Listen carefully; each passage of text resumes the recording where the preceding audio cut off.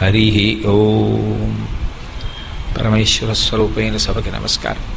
ఒక్క నర్మదా నది తీరాన్ని పట్టుకుని వెడితే ఉండేటటువంటి తీర్థములు 10 కోట్లున్నాయని చెప్పింది శాస్త్రం. 10 కోట్ల తీర్థములు ఆవహించి ఉంటాయి. ఎందుకనంటే నర్మదని సేవించుకోవడానికి వచ్చే తీర్థాలు. అంతమంది మహాపురుషులు నర్మదా నదిని సేవించారు. కాబట్టి అన్ని వేల సంవత్సరముల నాటి వృక్షములు పెరిగిపోతేట ఆ కొమ్మల మీద గూళ్ళు కట్టుకుని ధీర లక్షపక్షి కూజితం సాయంకాలం అయ్యేటప్పటికీ ఆ నర్మదా నది తీరంలో నడుస్తుంటే కొన్ని లక్షల పక్షులు వచ్చి ఆ చెట్లని ఆశ్రయించి కూతలు కూస్తుంటాయి. యువతల ఇంత గొప్ప ప్రవాహం వెళ్ళిపోతుంటుంది. మీరు మనస్సుతో ఒక్కసారి ఊహ చేయండి చాలు, నర్మదా నది అనుగ్రహించేస్తుంది. ఇక్కడే ఉంది అనుగ్రహించడానికి తల్లి. కాబట్టి అంత పెద్ద పెద్ద చెట్లతో అలా ఉంటుందిట. ఆ నర్మద యొక్క గొప్పతనం ఎక్కడుంది అన్నారంటే శంకరాచార్యుల వారు ఒకరు కాదు దాన్ని చేవించింది. వశిష్ఠ శిష్ట పిప్పలాది కర్దమాది శర్మదే నమ తదీయ పాద పంకజం నమామి దేవి నర్మదే అన్నారు. ఎవరు సేవించిన వాళ్ళు? మీరు ఆ నర్మదాష్టకం చదివితే ఒక రోజులో నేను ఏం చెప్పగలను? మీరు నర్మదాష్టకం చదివి నర్మదా వైభవం పురాణాల్లో చదువుతుంటే నర్మదతో సంబంధం లేనివాడు లేడు. సనక సనందనాదులు కూడా నర్మదా నదిని సేవిస్తారు. అక్కడికి వస్తారు, వచ్చి సేవిస్తారు నర్మదా నదిని. అటువంటి నర్మదా నదిలో ఎవరెవరు తరించారంటేట ఆవిడ్ని సేవించి ఆవిడ అనుగ్రహం పొందిన వాళ్ళు ఎవరు అంటే వశిష్ఠ శిష్ట పిప్పలాది కర్దమాది శర్మదే. వాళ్ళందరికీ శుభములనిచ్చి పూర్ణత్వాన్ని ఇచ్చింది ఎవరు అంటే నర్మదా నదియే. పిప్పలాదుడు అని ఒక మహర్షి. ఇప్పటికీ ఆయన అనుగ్రహం లేకపోతే మీరు వెళ్ళి ఎక్కడ స్నానం చేసినా దాని ఫలితం రాదు. ఆయన చరిత్రని తిప్పి రాశాడు. మళ్ళీ దధీచి ఆయన తండ్రి. ఆ దధీచి మహర్షి ఇప్పటికీ నైమిషారణ్యంలో దధీచి కుండ ఉంటుంది. దధీచి దగ్గరికి దేవతలు వచ్చి అడిగారు, నీ అస్తులతో మేము ఆయుధాలు తయారు చేసుకుంటాం, అంత శక్తివంతాలు, కాబట్టి నీ అస్తులు మాకు ఇమ్మని అడిగారు. ఆయన తన భార్యని పిలిచాడు. మన శరీరాన్ని ధర్మరక్షణ కొరకు దేవతలు ఆయుధాలుగా వాడుకుంటానన్నప్పుడు ఇవ్వడం కన్నా పుణ్యం ఎక్కడుంటుంది? నువ్వు బెంగ పెట్టుకోకు, నా శరీరాన్ని వదిలిపెట్టేస్తానన్నాడు. ఆవిడ పాపం భర్త వెళ్ళిపోతానంటే ఏ భార్య ఒప్పుకుంటుంది? ఎంతో బ్రతిమాలింది. ఎప్పుడో అప్పుడు పడిపోతుంది శరీరం. ఇప్పుడు వదిలిపెడితే ఈ అస్తులతో వాళ్ళు ఆయుధాలు చేసుకుని దేవతల్ని రాక్షసుల్ని గెలుస్తారు, వదిలిపెడతానని అడిగాడు. సరే వదిలిపెట్టమంది. భార్య అనుమతి తీసుకుని లోపల కూర్చుని తపస్సమాధిలో శరీరం వదిలిపెట్టాడు. వదిలిపెడితే దేవతలు ఆయన అస్తులు తీసుకుని ఆయుధాలు తయారు చేసుకున్నారు ఆయన ఎముకలతో. ఆవిడికి చాలా బాధ కలిగింది. బాధ కలిగి ఆమె ఎదురుగుండా ఉన్నటువంటి ఒక పిప్పల వృక్షం దగ్గరికి వెళ్ళింది. ఈ దేశం యొక్క గొప్పతనం అక్కడుంది. చెట్లు కూడా అంత గొప్పవి ఇక్కడ. ఆ పిప్పల వృక్షం దగ్గరికి వెళ్ళి ఆవిడ సహగమనం చేసింది. పొట్ట గట్టిగా కొట్టుకుని కడుపు చీల్చుకుంది ఆ లోపలికి వెళ్ళిపోయేటప్పుడు. ఎందుకని? కడుపులో కొడుకున్నాడు. లోపల కొడుకున్నాడమ్మా, సహగమనం చేయకు అంటోంది పిప్పల వృక్షం. అయినా సరే ఆవిడ సహగమనం చేసింది. పిల్లవాడు స్ఖలనమై జారి పడిపోయాడు. ఆ చెట్టుకు అప్పచెప్పింది ఆవిడ. ఆ చెట్టు పిల్లవాడిని రక్షించడం కోసమని పాలిచ్చి అమృతమిచ్చి పోషించింది. పిప్పల వృక్షం చేత పెంచబడ్డవాడు కాబట్టి ఆ పిల్లవాడికి పిప్పలాదుడు అని పేరు వచ్చింది. ఆ పిప్పలాదుడు పరమశివుడి గురించి తపస్సు చేశాడు చంద్రుడి సలహా మేరకి. శివుడు ప్రత్యక్షం అయ్యాడు. ఏం కావాలన్నాడు. దేవతలందరూ మా తండ్రిని నిష్కారణంగా శరీరం విడిచిపెట్టేటట్టు చేసి తమ ఆయుధాల కోసమని అస్తుల కోసమని తండ్రి ప్రాణం పోయేటట్టు చేశారు. అందుకని నువ్వు ఒక కృత్యని అనుగ్రహించు, ఆ కృత్యని అభిమంత్రించి విడిచిపెడతానది, దేవతలందరినీ చంపాలన్నాడు. తపస్సు చేశాడు, అనుగ్రహించాడు కృత్యని పరమాత్మ. ఆ కృత్య వచ్చి నాకేమిటి, నేనేం చెయ్యాలి ఆదేశించమంది. దేవతలందరినీ సంహరించమన్నాడు. కృత్య బయలుదేరింది. దేవతలందరూ వచ్చి పిప్పలాదుడి కాళ్ళ మీద పడ్డారు. అయ్యో, మేము చేసింది ధర్మరక్షణార్థం, మీ తండ్రి ఒప్పుకునే ఇచ్చాడు శరీరాన్ని, మమ్మల్ని చంపేస్తే మీ తండ్రి చేసిన పనేమవుతుంది? మళ్ళీ పరమశివుణ్ణి ప్రార్థించారు దేవతలు. శివుడు పరిగెత్తుకొచ్చాడు. నీ తండ్రే ఇష్టపడి అస్తులు ఇచ్చాడు కదా, ఇప్పుడు నువ్వు దేవతల్ని చంపేస్తే నీ తండ్రి సంతోషిస్తాడా? ఈ పని చేయకూడదు. నువ్వు తపస్సు చేశావు, కృత్యనిచ్చాను, కానీ కృత్యని ఉపయోగించి దేవతల్ని చంపడం మర్యాదతో కూడుకున్న పని కాదు. దేవతలందరూ సంహరింపబడితే సృష్టికి ప్రమాదం ఏర్పడుతుంది. ఈ పని చెయ్యవద్దు, ఉపసంహారం చేయమన్నాడు. కృత్యని పిలిచి ఉపసంహరించాడు. ఉపసంహరిస్తే ఇప్పుడు ఆ కృత్యంది నేను ఎక్కడ ఉండాలి? మరి నాకు ఆకలి, ఎక్కడ ఉండనంది. ఏదో ముందు గంగా నదిలో పెట్టారు, తర్వాత గంగ, యమున, సరస్వతి, నర్మద వీళ్ళందరూ కలిసి సముద్రంలోకి పెట్టారు. అన్ని నీళ్లలోకి వచ్చి కూర్చుంది ఆ కృత్య. ఆకలి కదూ, నేనేం తినను అని అడిగింది. అడిగితే వాళ్ళు అన్నారు, ఎప్పుడైనా సరే నదీ స్నానం కానీ, చెరువులో స్నానం కానీ, సముద్ర స్నానానికి కానీ వచ్చినవాడు ఒక శ్లోకాన్ని చెప్పకుండా, ఒక పని చెయ్యకుండా స్నానం చేస్తే వాడికి రావలసిన పుణ్యాన్ని నువ్వు తినేయమన్నారు. అందుకే నదీ స్నానానికి వెళ్ళామనుకోండి, నది ఒడ్డున నిలబడి బయట ఉన్నటువంటి మట్టి తీసి నదిలో వెయ్యాలి కొద్దిగా. అంటే నా ఉద్దేశం తట్టలని కాదు, ఏదో చిటికెడు తీసి నదిలో వేసి ఒక శ్లోకం చెప్పాలి. పిప్పలాదాత్ సముత్పన్నే కృత్యే లోకభయంకరీ మృత్తికాంతే మయా దత్తా మహారార్థం ప్రకల్పయా అని చెప్పాలి. మొన్న మేమందరం నైమిషారణ్యంలో స్నానం చేశాం. గోమతీ నదిలో స్నానం చేసేటప్పుడు అందరం నదిలో మట్టి వేసి అందరం నదికి నమస్కారం చేసి శ్లోకం చెప్పి అప్పుడు స్నానం చేశాం. అలా చేయలేదనుకోండి, ఆ స్నానం చేసినప్పుడు మీకు ఏ పుణ్యం వస్తుందో దాన్ని కృచ్చి తింటుంది. అది ఓ చెరువులో అంటే నిలబడిన నీటిలో స్నానం చేస్తున్నారు అనుకోండి, లోపలకొక్కసారి అడుగు పెట్టి కొద్దిగా మట్టి లోపల నుంచి తీసి బయటికి వేసి మళ్ళీ శ్లోకం చెప్పాలి. సముద్ర స్నానం చేస్తున్నారనుకోండి, 2 రాళ్ళు తీసి కనీసం ఒక్క రాయి అయినా సరే సముద్రంలో వేసి మహాసంకల్పం చెప్పి శ్లోకం చెప్పి స్నానం చేయాలి. పిప్పలాదాత్ సముత్పన్నే కృత్యే లోకభయంకరీ మృత్తికాంతే మయా దత్తా మహారార్థం ప్రకల్పయా. రాసుకుంటున్న వాళ్ళ కోసం మళ్ళీ చెప్తున్నాను. కాబట్టి ఈ శ్లోకాన్ని చెప్పి నమస్కారం చేయాలి. అలా నమస్కారం చేయకపోతే ఇబ్బంది. పిప్పలాదుడు అంటే అంతటి గొప్ప మహర్షి. అటువంటి పిప్పలాదుడు కూడా పూర్ణత్వాన్ని ఎక్కడ పొందాడు అంటే నర్మదా నదిని సేవించిన తరువాత. వశిష్ఠుడంతటి వాడు మనశ్శాంతిని పొందవలసి వచ్చింది ఒకప్పుడు. ప్రతి విషయాన్ని చెప్పడం ఎక్కడ సాధ్యమవుతుంది? వశిష్ఠుడు మనశ్శాంతిని పొందవలసి వస్తే నర్మదా నదిని సేవించాడు. కర్దమ ప్రజాపతి ఒకప్పుడు మనశ్శాంతిని పొంది పూర్ణత్వాన్ని పొందాడు. ఆ పూర్ణత్వాన్ని పొందడానికి నర్మదా నదిని సేవించాడు. కర్దమ ప్రజాపతి జీవితం అంతా కూడా సరస్వతీ నదితో ముడిపడుతుంది. మీరు భాగవతం చదివితే ఆయన సరస్వతీ నదీ తీరంలోనే తపస్సు చేశాడు. శ్రీ మహావిష్ణువు ప్రత్యక్షం అయ్యారు. ఏం కావాలని అడిగారు. నాకు కామం లేదు, నేను కేవలం కామోపభోగం కోసం స్త్రీతో కలవాలనుకోవట్లేదు, కానీ బ్రహ్మగారు ఆదేశించాడు తంతువుగా ప్రజోత్పత్తి చెయ్యమని. నాకు అనువైన క్షేత్రాన్ని కటాక్షించమన్నాడు. నువ్వు ఇలాగే కూర్చో, నీకు పట్టుకొచ్చి పిల్లనిస్తారు, నువ్వు నా అంశలో జన్మించావు, గొప్ప సంతానం కలుగుతుందన్నాడు. అప్పుడు దేవహూతిని తీసుకొచ్చి వివాహం చేశారు. ఆ కర్దమ ప్రజాపతి దేవహూతులకు సంతానం కలిగింది. అందులో శ్రీ మహావిష్ణువు కపిల మహర్షిగా అవతరించారు. కర్దమ ప్రజాపతి కర్దమ ప్రజాపతి కొడుకుగా ఆయన వైరాగ్యాన్ని పొందాడు. కొంతకాలం అయిన తర్వాత వైరాగ్యం పొందేసిన తరువాత సరస్వతీ నదిని విడిచిపెట్టేశాడు. అప్పటి వరకు సరస్వతీ నదీ తీరంలోనే ఉన్నాడు.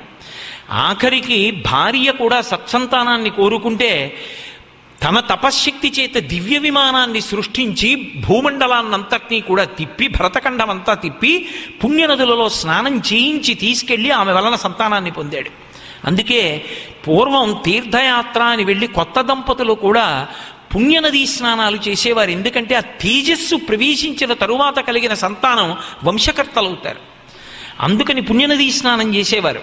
కాబట్టి అటువంటి కర్దమ ప్రజాపతి చిట్ట చివర వైరాగ్యాన్ని పొందేసిన తర్వాత సరస్వతీ నదీ తీరాన్ని విడిచిపెట్టి వెళ్ళిపోయాడు. కపిల మహర్షికి చెప్పి వెళ్ళిపోయి ఆయన నర్మదా దర్శనం చేసి నర్మదాదేవి యొక్క పాదములను గుండెలలో ధరించిన తరువాత పూర్ణత్వాన్ని పొందాడు అంటారు. కపిల మహర్షి తల్లి దేవహూతి, ఆమెకి వైరాగ్యం రావడానికి కపిల మహర్షి కపిల గీత చెప్పారు భాగవతంలో. అద్భుతంగా ఉంటుంది. ఆ కపిల గీత విన్న తర్వాత అప్పుడు దేవహూతికి కూడా వైరాగ్యం వచ్చింది. కాబట్టి కర్దమ ప్రజాపతి అంతటి వాడు కూడా ఎవరిని సేవించాడు అంటే నర్మదా నదిని సేవించాడు. నర్మదా నది ఒక విలక్షణమైనటువంటి నది. అందుకే అసలు నర్మదా నదికి ఒక విశేషం ఉంది. నర్మదా ప్రవహించడమే ఎక్కడ ప్రవహిస్తుంది అంటే ఈ దేశంలో జ్ఞానం కోసం వెళ్ళేవాళ్ళు, జ్ఞానం పొంది వచ్చేవాళ్ళు, వీళ్ళందరూ ఎక్కడ కలుసుకోవాలో అక్కడ నర్మద ప్రవహిస్తుంది. మీరందుకే పతంజలి చరిత్ర చదివితే మీకు మాట కనపడుతుంది. పతంజలి చరిత్రలో పంచ ద్రవిడ దేశములకు పంచ గౌడ దేశములకు మధ్యలో కేంద్రస్థానము నర్మదా అని రాసి ఉంటుంది. పంచద్రవిడ దేశాలు దక్షిణం, పంచగౌడ దేశాలు ఉత్తరం. ఉత్తరం నుంచి జ్ఞానం కావలసిన వాళ్ళందరూ దక్షిణానికి వచ్చేవారు. వచ్చి దక్షిణ దేశంలో ఆచార్యుల దగ్గర జ్ఞానం నేర్చుకుని వెడుతుండేవారు. వీళ్ళందరూ ఎక్కడ కలుసుకునేవారు అంటే నర్మదా నది ఒడ్డున ఉన్నటువంటి ఒక పెద్ద రావి చెట్టు దగ్గర కలుసుకుంటూ ఉండేవారట. ఒకప్పుడు ఆదిశేషుడు పతంజలి రూపంలో వచ్చాడు ఈ లోకంలోకి. పరమేశ్వరుడు యొక్క తాండవం చూడాలని చిదంబరం వెళ్ళాడు. చిదంబరం వెడితే పరమశివుడు తాండవం చేస్తున్నాడు. అందరూ తాండవంలో సహకారం చేస్తున్నారు. ఒకడు మధ్యలో వాయిస్తున్నాడు, ఒకడు వీణ వాయిస్తున్నాడు, ఒకడు ఏదో తప్పెట వాయిస్తున్నాడు. ఈయన ఆదిశేషుడు పాము రూపంలో ఉంటాడు 1000 పడగలతో. కాబట్టి ఆయన ఏం చేస్తాడు, ఆయన అలా నిలబడ్డాడు. మీరు ఇప్పటికీ కాంచీపురం వెడితే ఏకాంబరేశ్వరుడి దేవాలయంలో దర్శనం చేసుకుని బయటికి వచ్చేసిన తరువాత చంద్రఘంట విష్ణువు అని ఉంటారు. తాపం పొందినటువంటి విష్ణువు పరమశివుడికి దగ్గరగా ఉండి ఉపశాంతి పొందినటువంటి రూపం. అటువంటి రూపాన్ని ఆళ్వారులు కూడా సేవించి కీర్తించారు ఆ రూపాన్ని. ఆయన పక్కనే ఆ లోపలి ప్రాకారంలో ఒక పెద్ద గది ఉంటుంది. ఆ గది లోపలికి వెడితే నటరాజస్వామి దేవాలయం ఉంటుంది. అపురూపమైన నటరాజమూర్తి, పెద్ద మూర్తి ఉంటుంది. దాని వెనక గోడ మీద గీసి ఉంటుంది చిత్తరువు. మీరు చూస్తే 2 నిలబడి ఉంటారు. మిగిలిన వాళ్ళందరూ తాండవానికి సాయం చేస్తారు, వీళ్ళిద్దరే సాయం చేయరు. ఒకడు పతంజలి, ఒకడు వ్యాఘ్రపాదుడు. పతంజలి కిందంతా పాము శరీరం, పైన మనిషి శరీరం, మనిషి తల. వ్యాఘ్రపాదుడు కిందంతా పెద్ద పులి శరీరం, తల మనుష్యుని యొక్క తల. వీళ్ళిద్దరూ తాండవంలో ఏం సాయం చేయరు, అలా చూస్తూ ఉంటారు శివతాండవాన్ని. ఒకప్పుడు విఘ్నేశ్వరుడు వెటకారం ఆడాడు. మేమందరం ఏదో ఒక ఉపకారం చేస్తాం, నువ్వేం చేస్తావు అన్నాడు ఆదిశేషుణ్ణి. పతంజలిగా వస్తే నేనేం చేస్తానా, మీరు పక్కన నిలబడి వాద్యఘోష చేస్తున్నారు, నేనేం చేస్తానో చూడండి అని ఒక్క దూకు దూకి పరమశివుడి పాదానికి చుట్టుకున్నాడు. పాదానికి అందేయ్యాడు ఆయన తాండవం చేస్తుంటే. ఆయనకు కోరిక పుట్టింది పతంజలికి, వ్యాకరణానికి మహాభాష్యం రచించాలి అని. భాష్యం అంటారు, ఒక్క వ్యాకరణ భాష్యం మహాభాష్యం. మూకశంకరులు వర్ణన చేస్తారు కూడా మహాభాష్య వ్యాఖ్య అని. ఆ మహాభాష్య రచన చేశాడు. చేసి చిదంబరంలో ఉండేవాడు ఆయన. ఉండి 1000 పడగలు కదూ ఆదిశేషుడికి, ఆదిశేషుడే కదూ పతంజలిగా వచ్చాడు. శిష్యులకి చెప్పకపోతే విద్యకి పూర్ణత్వం ఎక్కడుంటుంది? అందుకని 1000 మంది శిష్యుల్ని పిలిచి వ్యాకరణానికి భాష్యం నేర్పుతున్నాడు. 1000 మంది ఒక స్థాయిలో ఉండరుగా. అందులో వ్యాకరణం అంటే అంత తొందరగా అర్థం కాదు, చాలా జాగ్రత్తగా తలకాయ పెట్టి వినాలి. 1000 మంది శిష్యుల్ని ఎదురుగుండా కూర్చోబెట్టుకునేవాడు, తను ఇటు కూర్చునేవాడు. కానీ తను ఆదిశేషుడిని వాళ్ళకి తెలియకూడదు, అందుకని మధ్యలో తెర కట్టించేవాడు, తెర వెనక ఉండేవాడు. 1000 మంది శిష్యులు ఏ ప్రశ్న ఎవరెవరు అడుగుతున్నా 1000 ముఖాలతో ఒకసారే సమాధానం చెప్పేవాడు. ఒక నియమం, ఎవరైనా నేను పాఠం చెప్తున్నప్పుడు నా అనుమతి తీసుకోకుండా బయటికి వెళ్ళిపోతే వాడు బ్రహ్మరాక్షసుడు అవుతాడని శాపం పెట్టాడు. బ్రహ్మరాక్షసుడంటే ఎవరు అంటే వేదవేదాంగములు చదువుకుని కూడా పరుల యొక్క ద్రవ్యాన్ని దొంగిలించడానికి సిద్ధపడిన వాడు ఎవరుంటాడో వాడు ఉత్తర జన్మలలో బ్రహ్మరాక్షసుడు అవుతాడు. అటువంటి బ్రహ్మరాక్షసుడు అవుతాడు నా అనుమతి లేకుండా పాఠం విననివాడు ఎవరైనా ఉంటే, వినకుండా బయటికి పోయేవాడు ఉంటే. ఎవరి క్లాస్ రూమ్ విడిచిపెట్టి బయటికి వెళ్ళేవాడు ఎవడు? అందరూ పాఠం వినేవారు. ఒక రోజున గౌడదేశం నుంచి వచ్చాడు. గౌడదేశం అంటే ఉత్తరం వైపు ఉంటుంది. ఇప్పుడంటే బెంగాల్ అనొచ్చేమో, ఆ ప్రాంతం నుంచి వచ్చాడు ఒక గౌడ యువకుడు. వచ్చి పాఠం నేర్చుకుంటూ ఉండేవాడు. పాపం కొంచెం మందబుద్ధి, అసలే వ్యాకరణం తలకి ఎక్కేది కాదు. బయటికి పోయొద్దాం కాసేపు అంటే బ్రహ్మరాక్షసుడు అవుతానని భయం. అయితే అయ్యాం లేదు, గురువుగారికి తెలిసిందా ఏమీ, మధ్యలో తెర ఉంది కదా, కాసేపు ఇవాళ బయటికి పోయొద్దామని ఆయనకి తలకాయ పోటు వచ్చి బయటికి పోయాడు. మిగిలిన 999 మంది పాఠం వింటున్నారు. ఎవడో ఒక ధూర్తుడికి అనుమానం వచ్చింది, గురువుగారు 1000 మంది ప్రశ్నలకి 1000 ముఖాలతో ఒకసారే జవాబు ఎలా చెప్తున్నారు? ఈ తెర వెనక ఏదో మర్మం ఉంది, చూడాలి అని నిశ్శబ్దంగా వాడు వచ్చి తెరపైకి ఎత్తాడు చూద్దామని. ఆదిశేషుడు ఉన్నాడు 1000 పడగలతో. ఆయన పడగల్లోంచి విషం పైకి వచ్చి రాగానే ఈ 999 మంది బూడిద కుప్పలై పడిపోయారు, భస్మరాశులు అయిపోయారు. చూశాడు ఆదిశేషుడు, పతంజలిగా ఉన్నాడు కదా. అయ్యయ్యయ్యయ్యో, శిష్యులకి మహాభాష్యం నేర్పితే నా అవతార ప్రయోజనం అయిపోయింది అనుకున్నాను. వీడు తెంపరితనంతో తెరపైకెత్తాడు. 999 మంది కలిపారు. శిష్యులు లేరు ఇప్పుడు మహాభాష్యం నేర్చుకోవడానికి. శిష్యులు వెళ్ళిపోయారు. పాపం చాలా బాధపడి దిగాలుగా కూర్చున్నాడు. ఈ బయటికి వెళ్ళిపోయిన వాడు తిరిగి వచ్చాడు. నువ్వొక్కడివి ఎలా ఉన్నావురా అన్నాడు. అయ్యా ఏమనుకోకండి, వ్యాకరణం పాఠం విని విని తలకాయ పోటు పెట్టి బ్రహ్మరాక్షసుడు అన్నారు కానీ మీకు తెలుస్తుందా అని బయటికి వెళ్ళానన్నాడు. నువ్వు ఒక్కడివి కూర్చో అని గురువుగారు తలుచుకుంటే పెద్ద విశేషమే ఉంది. ఇంకా దృష్టి ప్రసారం చేత అనుగ్రహించేశాడు. మహాభాష్యం అంతా వచ్చేసింది ఆ గౌడదేశీయుడికి. కానీ మరి వెళ్ళిపోయాడు కదూ పాఠం మధ్యలో, శాపం ఉంది కదూ, అందుకని బ్రహ్మరాక్షసుడు అవ్వాలి. నువ్వు ఎక్కడ కూర్చుంటావంటే నర్మదా నదీ తీరంలో ఉన్న రావి చెట్టెక్కి కూర్చో. అటువైపు నుంచి మహాభాష్యం నేర్చుకోవడం కోసం చిదంబరం వచ్చేవాళ్ళు వస్తూ ఉంటారు. వస్తున్న వాళ్ళందరూ ఆ రావి చెట్టు దగ్గర ఆగి మాట్లాడుకుంటారు, మేము చిదంబరం వెడుతున్నాం పతంజలి దగ్గర మహాభాష్యం నేర్చుకోవడానికి అంటారు. ఆపి ప్రశ్న వెయ్యి, నీ దగ్గరే ఉంది ఇప్పుడు మహాభాష్యం, అడుగు, నీకు 3 ప్రశ్నలు నేర్పుతాను, వీటికి జవాబు చెప్పినవాడు ఎవడైనా ఉంటే వాడికి మహాభాష్యం నేర్పు. అలా జవాబు చెప్పినవాడు లేకపోతే వాణ్ణి నువ్వు తిని.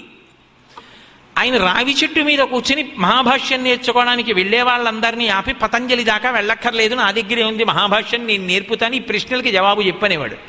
చెప్పలేకపోయేవారు, తినేస్తుండేవాడు.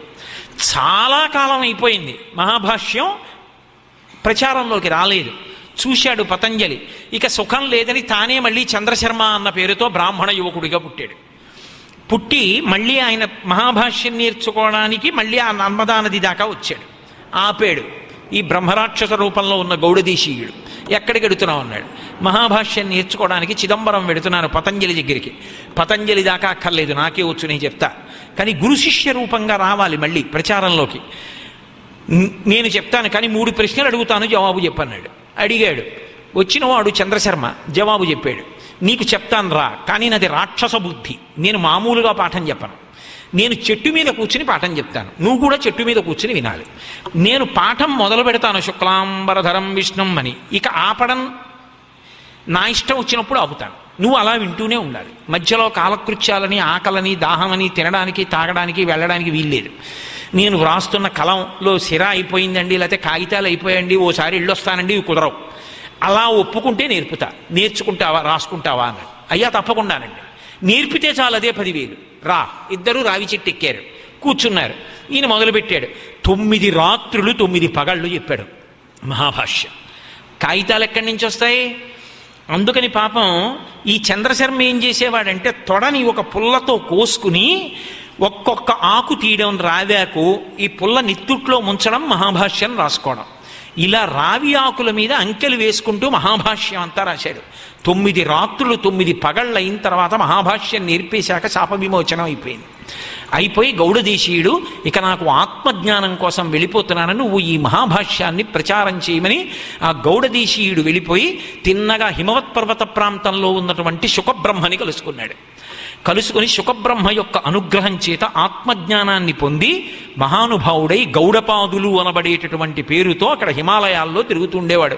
అక్కడి వరకు తండ్రి కొడుకు అద్వైత పరంపర. గౌడపాదుల దగ్గర నుంచి సన్యాసులు పరంపరలోకి వచ్చారు. అందుకే నారాయణం పద్మభువం వశిష్టం శక్తించ తత్పుత్ర పరాశరంచ వ్యాసం శుకం గౌడపాదం మహాంతం. శుకుడి తర్వాత గౌడపాదాచార్యుల వారు వచ్చారు. సన్యాసం తీసుకుని గౌడపాదుడు అన్న పేరుతో హిమాలయ పర్వతాల మీద ఉంటుండేవాడు. ఇక్కడ ఈ కుర్రవాడు ఈ మహాభాష్యం నేర్చుకున్నాడు కదా నర్మదా నదీ తీరంలో. వీడు ఇంత మహాభాష్యం నేర్పారు గురువుగారు, ఇంతకన్నా ఏం కావాలని ఆకులన్నీ మూట కట్టుకుని ఓ సంచిలో పెట్టుకుని దాన్ని భుజాన వేసుకుని కొంచెం దూరం నడిచి 9 రాత్రులు 9 పగళ్ళు తొడ కోసుకుని రాశాడు. ఆకలి, నీరసం, నిద్ర ఉండలేక ఓ చెట్టు కింద సంచి పక్కన పెట్టుకుని ఆ చెట్టు మానుకి ఆనుకుని నిద్రపోయాడు. ఓ మేకొచ్చి ఆ కట్టిన మూట లాగేసి కొన్ని ఆకులు తినేసి ఈయనకి తెలివి వచ్చింది. ఎన్ని ఆకులలో ఉన్న భాష్యం తినేసిందో ఆ భాష్యం ఇక దేశానికి దొరకలేదు. అది అజభక్షిత భాష్యం అంటారు, మేక తినేసిన భాష్యం. మిగిలిన భాష్యం దక్కింది. అయ్యో ఇలా చెట్టు కింద పడుకుంటే సుఖం లేదని ఆ పిల్లాడు పాపం ఆ గోనె బస్తా పట్టుకుని వెళ్ళి ఒక ఊళ్ళోకి వెళ్ళి ఒక వైశ్యుల ఇంటి ముందుకెళ్ళి ఆ తలుపు తట్టాడు. వైశ్యుడి కూతురు వచ్చింది, ఆమె మంచి యవ్వనంలో ఉంది. అమ్మ ఈ గోనె బస్తా జాగ్రత్తగా కాపాడని చెప్పి ఆకుల మూట ఇచ్చి ఇంట్లో బయట ఉన్న అరుగు మీద పడుకున్నాడు. గాఢ నిద్రలోకి వెళ్ళిపోయాడు. నిద్ర లేదు, ఓపిక లేదు, శుష్కించిపోయాడు, నిద్ర లేవడు. చచ్చిపోతాడేమో అని భయం వేసింది ఆ వైశ్యుడి కూతురికి. ఎలా బ్రతికించడం? ఆమెకి ఒక రహస్యం తెలుసు, కొంచెం ఆయుర్వేదం తెలుసు. పెరుగు అన్నం బాగా మెత్తగా కలిపేసి ఆ జావ తీసుకొచ్చి ఆ పిల్లవాడి పొట్ట మీద రుద్దేది. రోమకూపాల్లోంచి పెరుగన్నం యొక్క సారం కడుపులోకి వెళ్ళి పిల్లవాడు బతికాడు. బ్రతికి చంద్రశర్మ లేచాడు.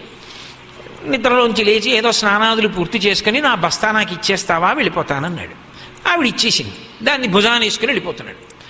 వెళ్ళిపోతుండగా ఆ పిల్లంది, నేను ఈ పిల్లవాడిని పెళ్లి చేసుకోవడం కోసమని ఇంత కష్టపడి రక్షించుకున్నాను, వెళ్ళిపోతాడని తండ్రి, వీడిని ఇచ్చి పెళ్లి చేయండి.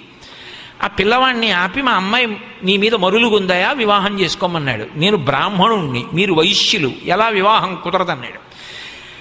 నిన్ను బతికించినప్పుడు ఇవి అడ్డు రాలేదు, ఇప్పుడు అడ్డొచ్చాయా, పద మహారాజు గారి దగ్గరికి న్యాయం చెప్తారన్నాడు. మంచి తేజోవంతుడు, దీదీప్యమానంగా ఉన్నాడు పిల్లాడు.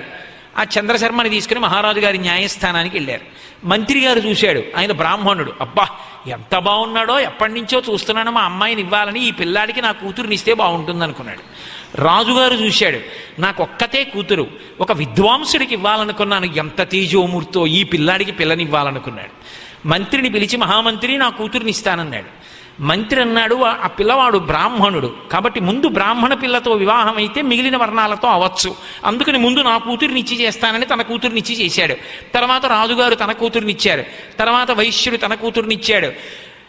మహాత్ములైన వాళ్ళు తపస్సులో ఉంటే వాళ్ళు తాగడానికి కాసిన పాలు పట్టుకెళ్ళి పెట్టేది 4వ వర్ణంలో పిల్లొకతే, ఆమెని చేసుకున్నాడు, పూర్ణత్వం వచ్చేస్తుందని, అంటే పూర్తయిపోతుందని. 4 వర్ణాల వాళ్ళు భార్యలయ్యారు. నేను కోరుకోలేదు, ఇది ఈశ్వర కటాక్షం అనుకున్నాడు. 4 భార్యల యందు 4 కొడుకులు పుట్టారు. పుట్టిన తర్వాత ఇప్పుడు ఈ 4 పిల్లలకి మహాభాష్యాన్నంతటినీ నేర్పాడు.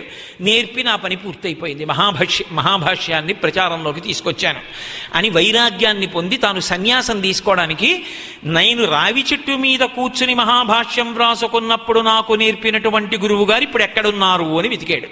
సన్యాసం తీసుకుని గౌడపాదాచార్యుల వారిగా హిమాలయాల్లో ఉన్నారు అన్నారు. తిన్నగా అక్కడికి వెళ్ళాడు.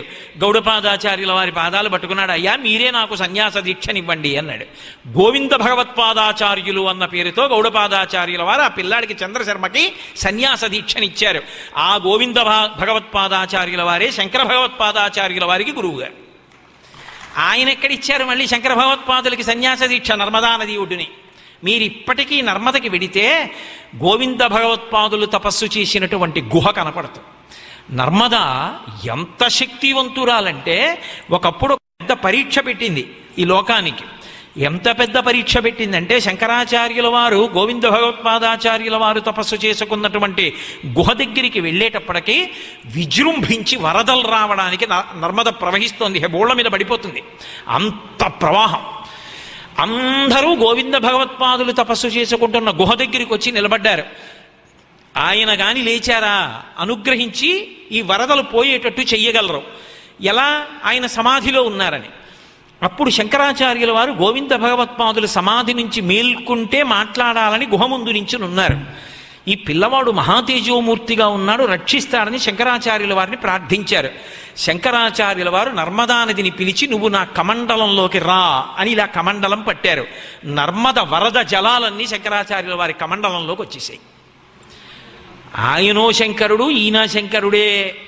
అది శంకరాచార్యుల వారు చేసిన లోకోపకారాల్లో మొట్టమొదటి ఉపకారం. ఒకటి కనకధారా స్తోత్రంగా వాగ్రూపంలో వరద నీటిని కమండలంలోకి తీసుకున్నది నర్మదా నదీ జలములనే, నర్మదా నదీ జలాలనే తీసుకున్నారు ఆయన.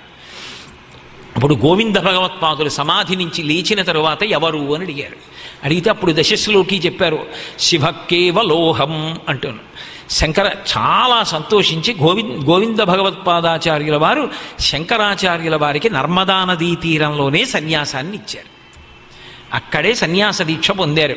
అసలు పుట్టినప్పుడు తల్లిదండ్రులు ఏ పేరు పెడతారో ఆ పేరు దీక్షానామం ఇచ్చేటప్పుడు గురువుగారు తీసేస్తారు, సన్యాసంలో కొత్త పేరు ఉంచుతారు. ఇప్పుడు శృంగగిరి పీఠాధిపతులు భారతీతీర్థ మహాస్వామి వారికి తల్లిదండ్రులు పెట్టిన పేరు సీతారామాంజనేయులు. కానీ భారతీతీర్థ మహాస్వామి వారి గురువుగారు అభినవ విద్యాతీర్థ మహాస్వామి వారు సన్యాస దీక్షనిచ్చినప్పుడు భారతీతీర్థ స్వామి అని యోగపట్టా ఇచ్చారు. అలా పేరు తీస్తారు. కానీ ఒక్క శంకరాచార్యుల వారి విషయంలో మినహాయింపు. ఆయన పేరు తల్లిదండ్రులు పెట్టినది శంకర, గోవింద భగవత్పాదాచార్యుల వారు సన్యాసం ఇచ్చినప్పుడు పేరు మార్చలేదు, శంకరాయే ఉంచారు. ఎందుకంటే లోకములకు సుఖములను పంచిపెట్టడానికి వచ్చినటువంటి అపరశంకరుడు, ఆ శంకరుడు ఈ శంకరుడిగా ఉన్నాడు కాబట్టి పేరు మార్చకుండా శంకరాచార్య అని అదే యోగపట్టా ఇచ్చారు. సన్యాసం తీసుకున్నా సరే పేరు మారని ఏకైక మహాపురుషుడు శంకర భగవత్పాదుడు. ఎందుకని అంటే సాక్షాత్ పరమశివుడు వచ్చాడు కనుక. ఈ అద్భుత ఘట్టాలకన్నిటికీ వేదిక ఏది అంటే నర్మదా నదియే. ఇన్నీ ఎక్కడ జరిగాయి? నర్మదా నదీ తీరంలో జరిగాయి. ఇప్పటికీ నర్మదా నదీ తీరానికి వెడితే మీలో చాలామంది దర్శనం చేసి ఉంటారు. గోవింద భగవత్పాదులు ఏ గుహలో కూర్చుని తపస్సు చేశారో ఆ గుహ కూడా దర్శనం చేయొచ్చు. అక్కడే మాంధాత చక్రవర్తి అద్భుతమైనటువంటి తపస్సు చేశాడు. ఓంకారేశ్వరలింగము అన్న పేరుతో మాంధాతృపురంలోనే పర్వత శిఖరం మీద వెలిసి ఉంటాడు జ్యోతిర్లింగంగా. ద్వాదశ జ్యోతిర్లింగాలలో ఒక జ్యోతిర్లింగం ఓంకారలింగం అన్న పేరుతో వెలిసి ఉంది అక్కడే. అంత అద్భుతమైనటువంటి ఆ నర్మదా నదీ తీరంలోనే భృగు మహర్షి తన శరీరాన్ని విడిచిపెట్టాడు. అక్కడే శనైశ్చరుడికి ఒక గొప్ప దేవాలయం ఉంది, నర్మదా నదికి ఒక దేవాలయం ఉంది. దాని యొక్క పరివాహక ప్రాంతంలోనే శనైశ్చరుడికి దేవాలయం ఉంది. నర్మదా నదీ తీరములన్నీ కూడా దేవాలయాలకి ఆటపట్లు, తీర్థములు కోట్లు. నేను మీతో మనవి చేసే కదా 10 కోట్లు ఉన్నాయని చెప్తారు, 10 కోట్ల తీర్థములు ఉన్నాయని చెప్తారు. అంత గొప్ప నది. అటువంటి నది ప్రత్యేకించి ఒక కారణం చేత విశేషంగా శ్లాఘింపబడుతుంది. ఏ కారణం చేత అంటే ప్రపంచసారతంత్రము అని శంకర భగవత్పాదులు ఒక గ్రంథరచన చేశారు. అందులో మనం పూజ చేసుకోవలసినటువంటి విధానాన్ని నిర్ణయం చేశారు ఆయన. పంచాయతన పూజ అని నిర్ణయం చేసి, నేను పరంపరాగతంగా పరమశివుణ్ణి ఆరాధించేటటువంటి కుటుంబంలో పుట్టాననుకోండి, పంచాయతనంలో పూజ మధ్యలో పరమశివుడు ఉండాలి, చుట్టూ 4 ఉండాలి. విఘ్నేశ్వరుడు, సూర్యుడు, విష్ణువు, అంబిక. విష్ణువుని ప్రధానంగా పూజించే కుటుంబంలో పుట్టాననుకోండి, విష్ణువు మధ్యలో ఉండాలి, శివుడు, అంబిక, విఘ్నేశ్వరుడు, విష్ణువు 4 ఉండాలి చుట్టూ.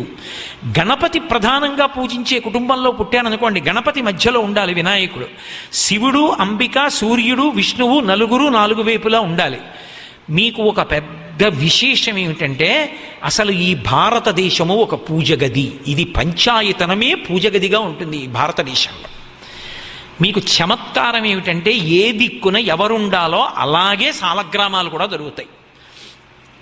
విగ్రహం అక్కర్లేదు, ఒక్కొక్కరికి ప్రతినిధిగా ఒక్కొక్క సాలగ్రామం ఉంటుంది. ఆ సాలగ్రామాన్ని తెచ్చి పూజలో పెట్టుకుంటే ఆ మూర్తిని పూజ చేసినట్టే. మీకు నేను ఒక ఉదాహరణ చెప్పాలి అంటే, విష్ణు స్వరూపం దొరకాలి అంటే నేపాల్ దేశంలో ప్రవహించేటటువంటి గండకీ నదిలో విష్ణు సాలగ్రామం దొరుకుతుంది.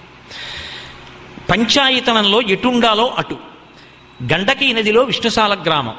అలాగే అంబికా సాలగ్రామం, అమ్మవారి సాలగ్రామాలు ఎక్కడ దొరుకుతాయంటే, మన గూడూరు దగ్గర ఉన్నటువంటి సువర్ణముఖి ప్రవాహంలో అమ్మవారి సాలగ్రామాలు, బంగారు తీగతో ఉంటుంది సాలగ్రామం. అటువంటి బంగారు తీగతో ఉన్నటువంటి అమ్మవారి సాలగ్రామం లభ్యమవుతుంది. దక్షిణ దేశంలో తంజావూరు దగ్గర వల్లమ్మన్న క్షేత్రంలో స్ఫాటికం, సూర్య సాలగ్రామం దొరుకుతుంది. అలాగే గణపతి శాలగ్రామం బీహార్ దగ్గర ఉంది, శోణభద్ర అని ఒక నది. ఆ నదిలో కుప్పలు తెప్పలుగా దొరుకుతాయి. కామకోటి పీఠాధిపత్యం వహించినటువంటి మహాపురుషులు చంద్రశేఖరేంద్ర సరస్వతి మహాస్వామి వారు ఆ నదిలో స్నానం చేసినప్పుడు దోషిళ్లతో పైకెత్తారు గణపతి సాలగ్రామాలు. అన్ని సాలగ్రామాలు శోణభద్రలో దొరుకుతాయి. పరమశివుడికి సంబంధించిన సాలగ్రామం బాణం మాత్రం ఎక్కడ దొరుకుతుంది అంటే నర్మదా నదిలో దొరుకుతుంది. ఇప్పుడు మీరు భారతదేశాన్ని పూజగదిగా ఆలోచించండి. విష్ణు సాలగ్రామం గండకి, సూర్య సాలగ్రామం తంజావూరు వల్లం, గణపతి సాలగ్రామం శోణభద్ర, అమ్మవారి సాలగ్రామం స్వర్ణముఖి, పరమశివ సాలగ్రామం గండకి, అదే నర్మదలో దొరుకుతుంది. నర్మద ఎక్కడుంది? భారతదేశానికి మధ్యలో ఉంటుంది నర్మదా నది. నర్మదా నది భారతదేశానికి మధ్యలో ఉండి, మధ్యలో ఉన్న నదిలో బాణం దొరుకుతుంది, శివలింగం దొరుకుతుంది అంటే ఈ భారతదేశం అంతా కూడా పంచాయతనంలో ప్రధానంగా ఏ పూజకి సంబంధించింది? శివ పూజకి సంబంధించిందని గుర్తు. అందుకే ఒక్క ఆ నర్మదా నదిలో బాణలింగాలు దొరుకుతాయి. ఇప్పటికీ బాణం తెచ్చుకోవాలి అంటే ఎక్కడ తెస్తారంటే నర్మదా నదిలో స్నానం చేసి దోషిళ్లతో పైకెత్తుతారు, ఎత్తితే దొరుకుతాయి బాణలింగాలు. బాణలింగాల్ని తన ప్రవాహపు ఉరిపిడి చేత ఇవ్వగలిగినది ఒక్క నర్మదా నదియే. నర్మదా నది ఈ కారణం చేతనే అంత ప్రశస్తిని పొందింది. అది సాక్షాత్ శివలింగ కోటుల్కి కన్నతల్లి కడుపులో పెట్టుకుని ఉంటుంది. ఆ ప్రవాహం తరిగేది కాదు, అది నిరంతరము అలా ప్రవహించి వెళ్ళిపోతూ ఉంటుంది. అంత అద్భుతమైనటువంటి ఆ నర్మదా నది ప్రవాహము ఏది ఉన్నదో అది మీరు భారతదేశ పటంలో ఎక్కడ నిలబడి ఉండండి, ఒక్కసారి నర్మదా అని స్మరిస్తే చాలు. నర్మదా అని పిలిచి అమ్మవారిని భావన చేసి మీరు ఒక్క నమస్కారం చేస్తే చాలు. నర్మదా నది జలముల యొక్క కలశ ఇంట్లో ఉంటే చాలు. జీవితంలో ఒక్కసారి నర్మదా నది యొక్క ప్రవాహాన్ని చూడగలిగితే చాలు. అది ఒక్క పాపాన్ని కాదు, కొన్ని లక్షల కోట్ల పాపములను కాల్చివేయగలిగినటువంటి ఇంధనము. మంగళాశాసన పరై మదాచార్య పురోగమై సర్వైశ్చ పూర్వైరాచార్యై సత్కృతాయాస్తు మంగళం. మంగళం కోసలేంద్రాయ మహనీయ గుణాత్మనే చక్రవర్తి తనూజాయ సర్వభౌమాయ మంగళం. ఉమాకాంతాయ కాంతాయ కామితార్థప్రదాయినే శ్రీగిరీశాయ దేవాయ మలినాథాయ మంగళం. సర్వం శ్రీ ఉమామహేశ్వర పరబ్రహ్మార్పణమస్తు. స్వస్తి.